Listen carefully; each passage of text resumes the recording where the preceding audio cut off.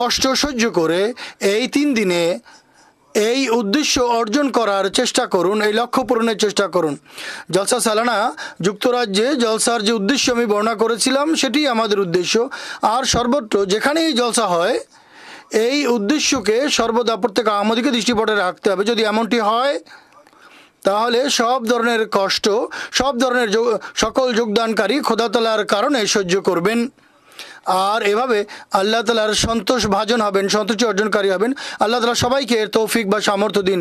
সদা মনে রাখবেন আমাদের প্রতি আল্লাহ তাআলার পুরস্কার রাজির মধ্যে হতে এটি অনেক বড় একটি পুরস্কার যা হযরত মসিহ মাউদ আলাইহিস সালামের মাধ্যমে আল্লাহ তাআলা আমাদেরকে দান করেছেন, যে বছরে কমপক্ষে একবার আমরা এক জায়গায় একত্রিত হয়ে নিজেদের আধ্যাত্মিক এবং নৈতিক উন্নতির চেষ্টা করি আর এমন অনুষ্ঠান আয়োজন করি যা আমাদেরকে খোদা তাআলার নিকটতর করে এবং তাকওয়ায় সমৃদ্ধ করে।